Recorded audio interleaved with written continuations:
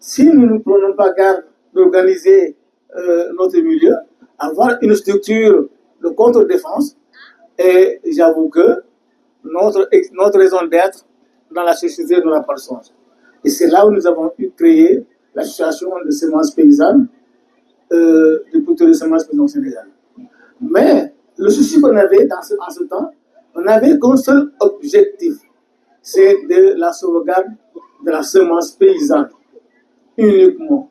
Mais on s'est dit, en retour, il faut se donner le moyen d'échanger et de créer des centres d'auto-formation par nous-mêmes.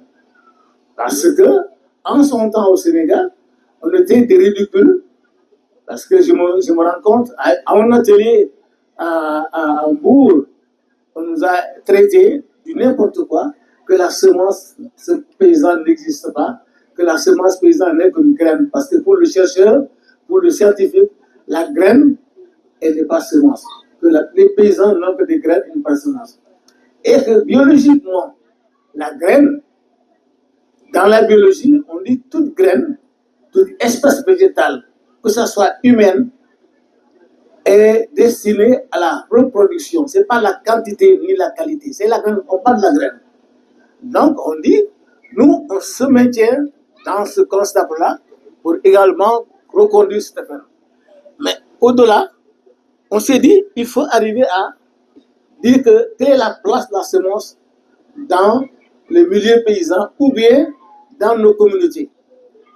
Il s'avère que dans plus de 12 000 années de notre ère, millions d'années, l'homme n'a fait qu'au moins prélever de la semence dans la nature et il l'a domestiqué, il a donné du nom et il est arrivé à trouver 3 trilogies culturelles et culturelles. Et de là, et jusqu'à nos jours, aucun chercheur, aucun laboratoire ne peut effacer ces 3 cycles-là. Et donc, et ça nous a vraiment renforcé. Nous sommes restés là-dedans. On dit donc, il faut arriver à aller vers un autre espace, la création de la foire de semences paysannes. Ça a été au moins un premier essai en 2007. Mais, en le faisant, on dit, il faut arriver à commencer à s'ouvrir. En 2007, nous avons commencé avec les pays, nos voisins les plus immédiats, le Mali et la Gambie. À cette rencontre-là, la question a été posée. Pourquoi nous, aujourd'hui, nous avons les mêmes préoccupations dans le pays? Allons vers au moins une dynamique intra-région, interrégion. Nous avons dit qu'à ce temps-là, il est très tôt prématuré. Parce que 2 ans de notre existence ou 3 ans de notre existence, il faut aller au-delà. En 2009, le débat est revenu encore. Et créons au moins une entité qui peut au moins essayer de prendre au moins la préoccupation de ces pays, de nos pays. Également aussi, la question était aussi posée, on dit que c'est encore prématuré. Mais en 2014, on dit qu'il est également assez important. Un garçon de 15 ans doit être responsable. À 15 ans, une fille comme un garçon a une responsabilité devant ses parents et devant lui-même. Et là, on est arrivé à créer le comité ouest africain de semences paysannes ici à Djimini et en y mettant dans chaque pays les QHP pays. Et c'est des points de coordination de l'ONESA. Et nous avons aussi la fêtière qui est le QHP de la sous-région. Et voilà, ce même faisant, aujourd'hui nous sommes arrivés à lever au moins une barque. Parce que nous savons que tous nos États, il y a beaucoup de traités qui sont ratifiés et il y a beaucoup de points focaux qui sont là, mais les mouvements paysans ne sont pas du tout informés. Surtout les paysans, quel que soit sénégalais ou dans le monde, il est un outil qui est là, qui est à chaque niveau d'usage, que ce soit les politiques, que ce soit les scientifiques, les chercheurs, les projets, c'est les paysans qui sont au moins au devant et qui sont au moins des usuriers. Donc on s'est dit, donc de ce fait, il faut aller vers l'information.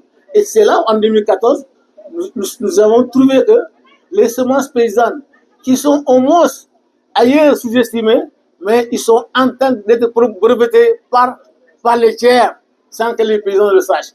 Et là, nous avons trouvé que le piment du Burkina, le vieux de Galmi, la parcelle de Kaolack, toutes ces variétés paysannes sont en train d'être brevetées et certifiées.